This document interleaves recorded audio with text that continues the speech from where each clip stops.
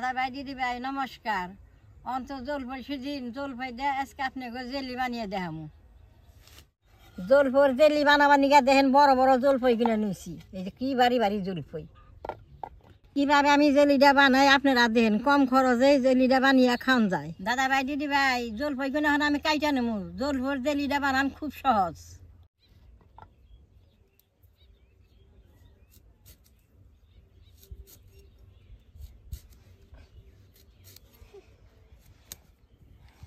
এইভাবে কাইটা নেবো, কি সুন্দর করে কাটছি। জলফর জেলিটা দোকান থেকে কিনা খাবার গেলে অনেক খরচ হয়, আর বাড়িতে কম খরচে আজকে আপনাকে দেখামো।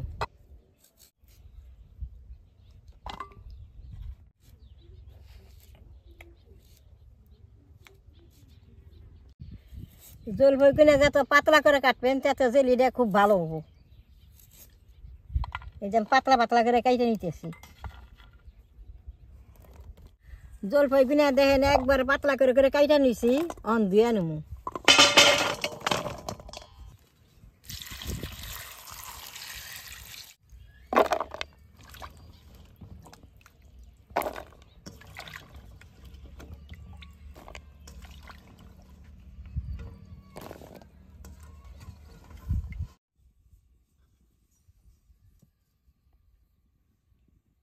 দাদা ভাই দিদি ভাই জলফর জেলি বানাইলে জলফই কিনে বেশ সুন্দর করে সিদ্ধ করে নেব।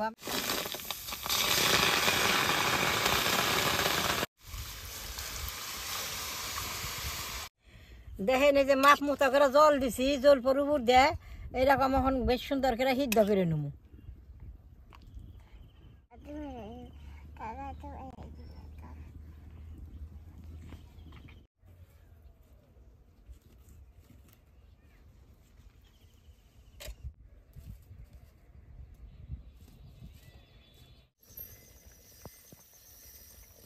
দাদা ভাই দিদি ভাই জলফইটা দেন সিদ্ধ হয়েছে।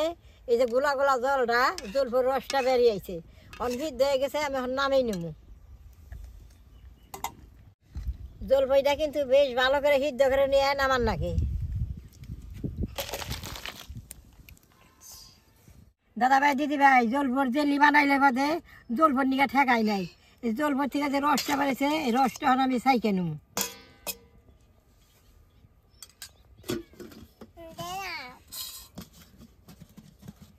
এইভাবে সাইকে নেব।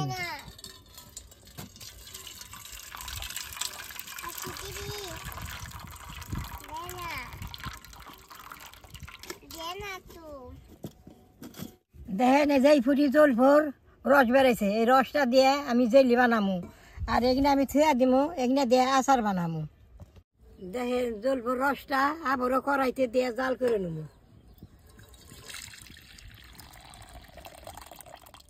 দেখেন জলফর জলটা জাল হয়েছে, চিনি এক বাটি দিয়ে দিমু। বেশ সুন্দর করে আবার জাল করি।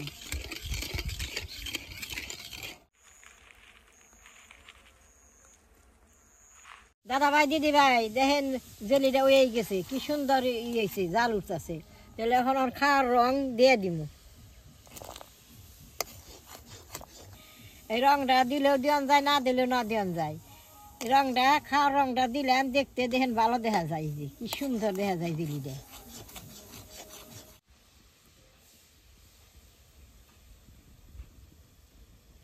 এই জেলিটা আমি কিন্তু পাউডার ছাড়া বানাইতেছি। এটা ঘরে থেকে দিলে সুন্দর গড়া হয়ে যাবো গা। আচার বানাম রেখা সব এই জলফই আনে। জলফই না সিদ্ধ করে জলটা ফালাই দেয়, জলটা ফালাই না দিয়ে জলটা রাখলে এরকম করে সুন্দর জেলি বানাবান যায়। দেখেন জেলিটা করে ফেনাই বইরে গেছে গা। অন জেলিটা হয়েছে আমি নামেই নিব। দেখেন কি সুন্দর হয়েছে। এটা নামেই থইলে জুড়িয়ে গোটা গোটা হবো।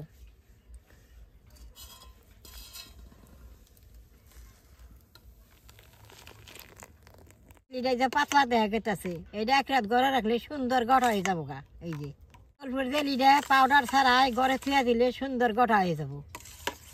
এই যে গড়া হয়ে গেছে, এই যে দেখি কাছের বউমে আমি জেলিটা থুয়া দিব। কাছের বউমে থুলে জেলিটা সুন্দর ভালো থাকে।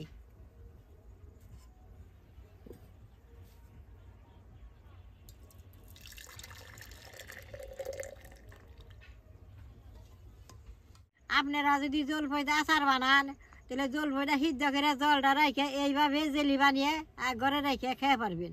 দেখলেন তো আমি জেলিটা কিভাবে বানাইলাম। তাহলে আমার এই জেলিটা দেখে যে আপনাকে ভালো লাগে, নেট করবেন, শেয়ার করবেন, আমার পাশে থাকবেন, কালা নাই টিভি দিবেন।